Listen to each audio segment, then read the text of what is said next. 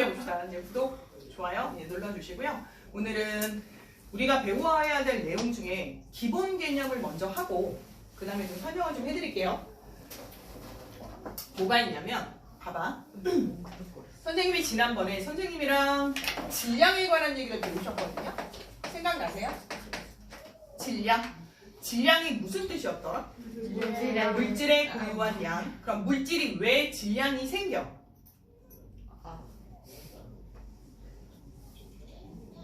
여보세요? 여보세요? 이렇게 많이 앉아있는데 왜 말을 안 해? 물질은 입자로 되어 있고 입자는 항상 양을 갖고 있습니다. 그래서 입자들은 고유한 양이 있기 때문에 입자들이 모여있는 물질은 다 질량이 있는 겁니다. 생각나죠? 그럼 질량의 단위를 뭘 썼더라?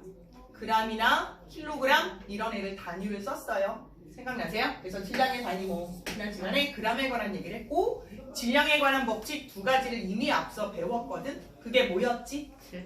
질량 보전 법칙. 오케이. 그리고 일정 성분비 법칙. 설명 한번 해볼까요? 질량 보전 법칙이 뭐였는데?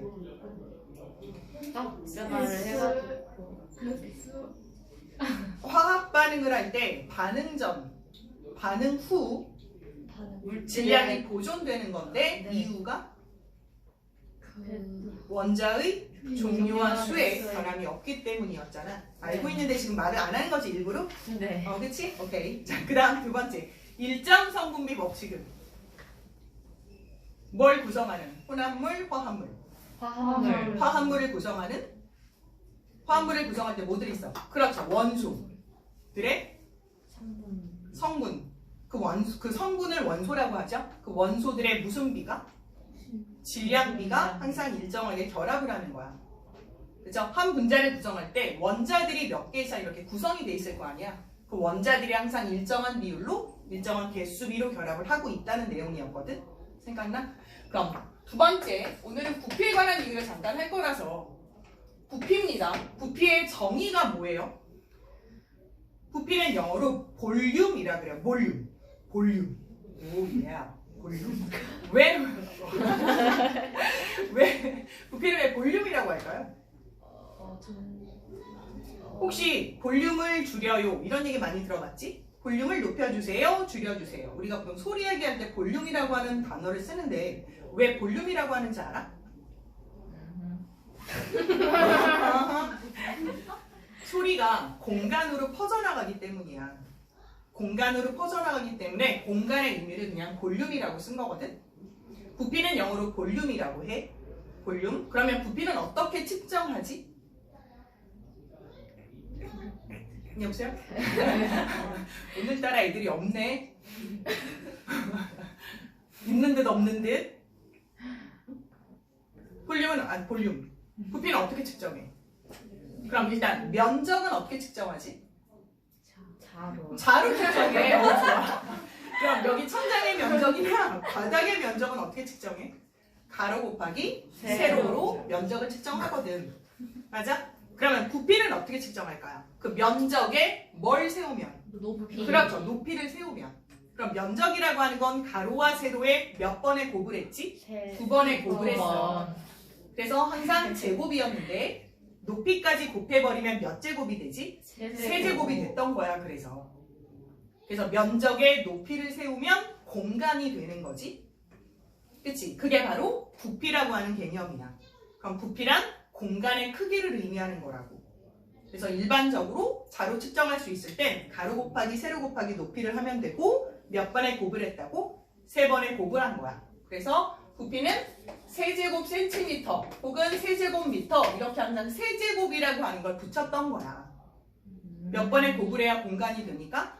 3번의 곱을 해야 공간이 되니까 가로 곱하기 세로 곱하기 높이까지 하면 공간이 돼버리는 거지. 여기까지 오케이? 그런데 예를 들어 부피를 했을 때는 아까 얘기했던 것처럼 이렇게 자로 잰듯이 했다면 우리가 부피를 측정할 수 있을 텐데 액체의 경우는 부피를 어떻게 측정하지? 혹은 기체의 경우는 부피를 어떻게 측정할까? 자로 측정할 수는 없지? 액체를? 물에 빠뜨려. 물에 빠뜨려요. 액체 경우를 또 물에 빠뜨려. 액체는 맞아 통에 넣는 건데 그 통은 눈금이 있는 실린더. 그래서 눈금 실린더라고 얘기를 하죠. 그래서 눈금 실린더에 넣었을 때 그 눈금을 눈높이에 맞춰서 그걸 읽어주는 거예요. 그래서 밀리리터랄지 리터랄지 이런 애들이 있었지. 그럼 밀리리터와 리터는 몇 배 차이가 나는지 한번 볼까? 1리터는 몇 밀리리터였어? 1000밀리리터죠. 그래서 1000밀리리터 우유랑 1리터 우유랑 같은 거예요. 생각나? 이제 아는 거지? 그냥 잠시 멈추고 있었던 거야? 아는데 그냥 자 그래서 이렇게 부피를 측정하고 부피의 단위는 이것도 있고 아까 얘기했던 밀리리터라든지 리터도 있다. 그치? 그럼 다시 할까? 기체라고 하는 거는 일정한 상자 안에 기체를 채워넣을 수가 있어요. 그래서 기체 부피는 이런 상자의 개수로 기체 부피를 우리가 측정할 수도 있다는 거야. 그럼 하나만 얘기하자. 이 공간에 지금 선생님 포함해서 10명이 있어. 10명. 그런데 10명이 있는데 여기에 더 들어올 수 있어 없어 애들이? 없어요? 있어요. 만약에 우리가 서면 10명도 더 들어올 수 있고 100명도 더 들어올 수는 없겠지. 한 20명도 더 들어올 수는 있을 것 같아요. 맞죠? 그러면 같은 공간 안에 우리 하나하나를 입자라고 한다면 일정한 공간 안에 입자의 수가 많아지거나 적어질 수 있죠. 그것도 생각나? 알아요? 그럼 입자가 많아진다라고 하는 건 밀도가 어떻게 될까? 빽빽해지죠? 그럼 밀도가 커진다는 표현을 쓸 거고 여기에서 아이들이 몇 명 나갔어. 그럼 밀도는 작아진다는 표현을 쓸 거야. 그렇죠? 그럼 우리들이 의미하는 건 입자를 의미하는 거고. 그치? 그래서 일정한 공간 안에 입자의 수가 달라질 수 있어. 그것도 이해했어? 그럼 이제 옛날 얘기를 한번 해볼게. 매우 오랜 옛날 프랑스에서 과학자 이름이 게이라고 하는 과학자가 있어. 이름이 게이야. 그래서 이 사람이 무슨 실험을 했냐면 봐봐. 게이라고 하는 학자가 유명한 사람이야. 우리가 알고 있는 그 아니죠. 네. 오해하지 마시고. 그 사람이 무슨 실험을 했었냐면 이거 하나만 더. 너희들 기체가 공간을 차지하고 있을 때 기체 눈에 보일까?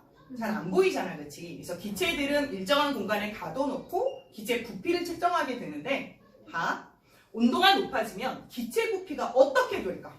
상상 한번 해볼래? 팽창해. 왜일까? 기체라고 하는 건 열 에너지를 받으면 분자 운동이 활발해지니까 입자 사이의 거리가 멀어지게 되니까 부피 팽창을 하게 되는 거지. 그래서 지난번 2학년 말경에 열팽창이라고 하는 거 우리가 배웠거든. 생각나? 그러니까 기체도 팽창하는 거지. 그 다음 기체가 있어. 기체를 꽉 눌러줄게. 그럼 부피는 어떻게 될까? 줄어들죠. 왜? 입자 사이 거리를 강제로 줄일 수가 있거든. 그치? 그래서 이 사람이 실험을 할 때 가장 먼저 어떤 가정을 했었냐면 같은 온도 그 다음 같은 압력 이렇게 설정을 했어. 그래서 일정한 상자 안에 기체들을 넣고 실험을 했던 거야. 예를 들어보자. 물을 만들고 싶다.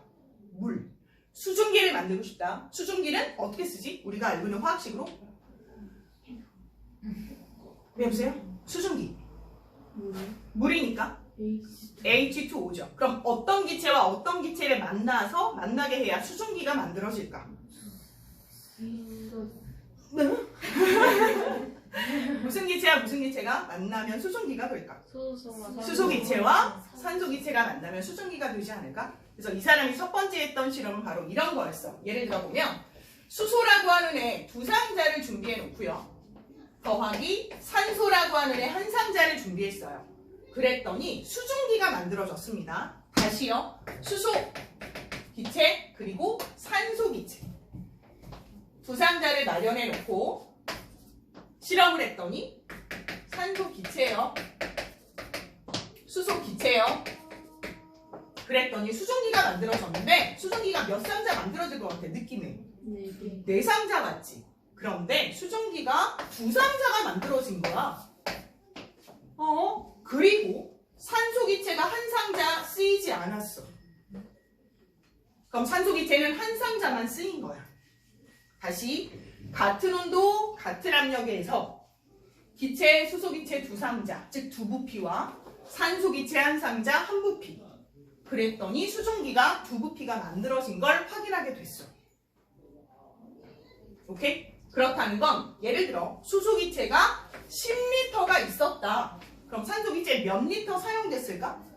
5리터. 그렇죠. 5리터만 사용됐다는 얘기고 수증기가 그렇죠. 10리터 만들어졌다. 이런 뜻이야. 예를 들어 수소 기체가 1리터가 쓰였다. 그럼 산소 기체 몇 리터가 쓰인 걸까? 그렇죠. 2분의 1리터. 그러면 수증기 몇 리터 만들어졌다? 1리터 만들어졌다. 이런 비율로. 그래서 실험을 여러 번 해본 결과 이 값이 바뀌지 않았어. 그래서 기체의 부피비가 수소, 산소, 수증기가 몇 대 몇 대 몇? 2대 1대 2라는 걸 알게 된 거야. 그래서 물만 이런가 싶어서 다른 기체도 한번 연구를 해봤거든요. 우리가 알고 있는 기체 뭐 있지? 암모니아? 암모니아 알고 있죠? 암모니아. 암모니아로 실험을 한번 해봅시다. 암모니아로. 그럼 암모니아는 어떤 기체가 필요할 것 같아요? 암모니아를 떠올려보면 질소와 잘한다. 수소가 필요합니다. 그러면 뭐가 만들어지죠? 암모니아 기체가 만들어집니다. 그래서 다시 한번 실험할게요. 먼저 수소 기체 세 상자를 준비합니다. 반드시 조건은 같은 온도와 같은 압력일 때입니다. 왜요? 온도 압력이 달라지면 이 속 안에 들어가는 기체의 수가 달라질 거니까요. 그리고 부피도 달라질 거예요. 자, 보세요 그럼. 역시 질소 기체도 세 상자를 반응시켰어요. 그랬더니 암모니아가 두 상자만 만들어집니다. 다시요. 무슨 기체? 수소 기체. 그 다음 무슨 기체? 질소 기체. 그랬더니 무슨 기체? 암모니아가 기체죠. 오케이. 근데 두 상자. 그리고 질소 기체가 두 상자가 쓰이지 않았어요. 그럼 몇 상자만 반응한 거다? 몇 부피만? 한 부피만 반응한 거죠. 그래서 수소 기체와 질소 기체가 암모니아를 만들 때 몇 대 몇 대 몇으로? 세 부피 대 한 부피 대 두 부피로 반응한다는 걸 알아내게 됐어요. 실험을 여러 번 반복해도. 그래서 실험 한번 해보자. 6리터 몇 리터? 6리터 질소 기체 몇 리터 쓰였을까? 2리터 쓰였고요. 암모니아 기체 4리터. 4리터. 잘했어. 할 수 있겠어? 그럼 다시 3리터 질소 기체 1리터 그리고 암모니아 기체 2리터가 생성된다는 걸 알았어. 그치? 공간이 여러 개여도 한 공간 안에 이 안에 입자를 많이 넣을 수가 있었던 거야. 여기까지 이해하셨나요? 이해하셨어요? 네, 그럼 봐봐. 이런 거를 누가 발표했다고? 게이라고 하는 사람이 이런 여러 가지 실험을 해서 이런 사실을 짠 하고 발표를 했어. 그래서 기체와 기체가 반응해서 뭐가 만들어질 때? 기체가 만들어질 때. 다시 기체와 기체가 만나서 기체가 만들어질 때 기체 사이에 무슨 비? 부피비. 부피비가 항상 일정한 정수비가 성립한다는 걸 알았어. 아까 그럼 물은 어떻게 만들어졌는지 한 번 더 써볼까? 떠올려서 물은 어떻게 만들어졌었지? 수소 기체 몇 부피 쓰였었지? 두 부피. 기억 잘했어. 그리고 산소 기체 몇 부피였지? 한 부피. 잘했어. 그리고 수증기. 그렇죠. 두 부피. 그럼 얘는 몇 대 몇 대 몇의 정수비를 가지는 거죠? 2대 1대 2요. 뭘 만들 때? 수소 기체와 산소 기체가 반응해서 수증기를 기체를 만들 때. 그렇죠? 여기가 좋게? 이걸 우리가 기체 반응 법칙이라고 해요. 다시 그럼 기체 반응 법칙이란 게이라고 하는 사람이 뭘 가지고 실험을 한 거다? 기체를 가지고. 조건은 어떤 조건이어야 돼? 반드시 같은 온도, 같은 압력. 다시 같은 온도, 같은 압력하에 기체와 기체가 반응을 해서 기체를 만들 때 각 기체 사이는 항상 간단한 정수비가 성립된다는 걸 알아내게 됐어. 너무 어려워? 괜찮아? 여기까지 오케이? 이해했어? 그러면 봐. 이런 것들이 딱 발표가 났어. 이거 무슨 기체였지? 수소 기체. 그 다음 얘 무슨 기체였지? 산소 기체. 얘 무슨 기체였지? 수증기라고 하는 기체였어. 그럼 이런 것들이 빈칸이잖아 다. 그럼 너희들 같이 애기들은 아니죠. 어쨌든 너희들 같은 학생들에게 얘를 설명하기 위해서 보통 사람들이 뭘 하냐면 여기다 그림을 그려. 그러니까 우리가 모형이라고 하거든. 그래서 그 모형을 그려보도록 할 거야. 모형을. 그러면 먼저 수소기체 안에다가 한번 넣어볼까? 수소기체. 우리가 알고 있는 수소기체는 H2라는 걸 이미 알고 있지만 이 당시에는 수소가 H2라는 걸 몰랐어. 그래서 수소를 알갱이 하나를 그렸던 거야. 몇 개를 그렸다고? 하나. 그래서 작은 알갱이 하나 그려볼게. 그럼 이쪽도 작은 알갱이 하나, 이쪽도 작은 알갱이 하나씩. 그럼 질소는 수소랑 달리 그려야 되니까 어떻게 그릴까? 좀 크게 한번 그려볼게. 이렇게. 그랬더니 몇 칸으로 나눠줘야 되지 얘가? 두 칸으로 나눠줘야 되지? 그럼 어떻게 해야 되지? 어떻게 해야 되지? 두 칸으로 나눠줘야 되냐? 얘를 굳이 뭐 해야 되지? 반을 잘라야지. 그 다음 얘도 하나씩 나눠 갖는다 치고 얘도 반을 잘라야지. 그래서 그림이 어떻게 그려져? 이렇게 그림을 그리고 또 반쪽짜리도 그림을 그리고 동그라미 하나씩 이렇게 그림을 붙여보면 되지.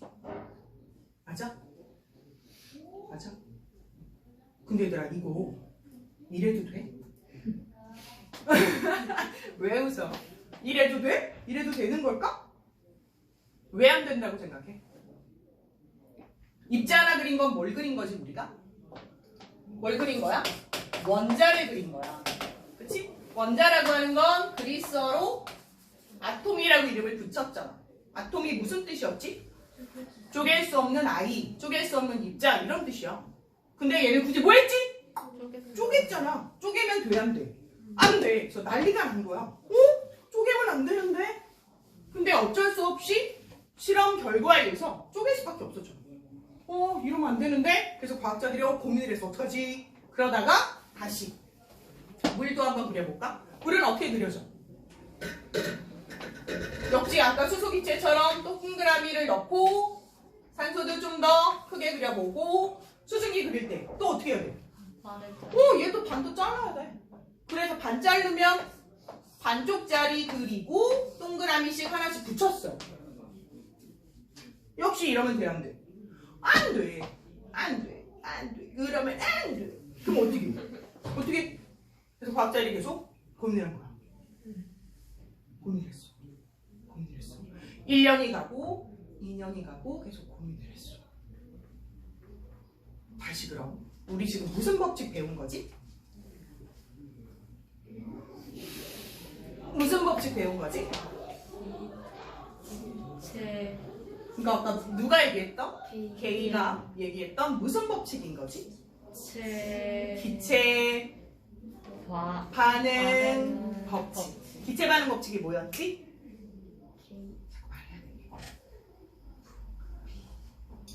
뭐 조건이 뭐였어 일단? 어떤 조건 하에서? 기체인데 같은 온도? 같은 압력? 예, 같은 온도 같은 압력에서 누구랑 누구랑 반응한다고? 기체와 기체가 반응해서 기체가 만들어질 때 각 기체 사이에는 간단한 정수비가 성립된다. 예를 들어 수증기를 만든 경우는 수소와 산소와 수증기의 비가 2대 1대 2로, 암모니아를 만드는 경우는 수소기체와 질소기체와 그리고 암모니아가 3대 1대 2로. 그래서 이것을 안에 있는 알갱이들을 조정해서 너희들 같은 애기들, 어린 학생들에게 알려주고 싶었어. 그랬더니 어떻게 됐다고? 이렇게 알갱이를 굳이 잘라야 되지. 그래서 과학자들이 뭐 했어? 고민을 했어. 그래서 계속 고민을 하게 된 거야. 기체 반응 법칙은 끝났어. 그럼 기체 반응 법칙 다시 한번 정리해보자. 기체 반응 법칙이란 조건 같은 온도와 압력에서 기체와 기체가 반응해서 기체가 만들어질 때 각 기체의 무슨 비? 부피비는 간단한 정수비를 성립한다는 거지. 암모니아는 몇 대 몇 대면 3대 1대 2, 수증기는 2대 1대 2 이렇게. 여기까지 기체 반응 법칙 끝! 근데 아직 풀리지 않은 숙제가 있었지. 그건 좀 이따가. 오케이, 좀 이따 합시다.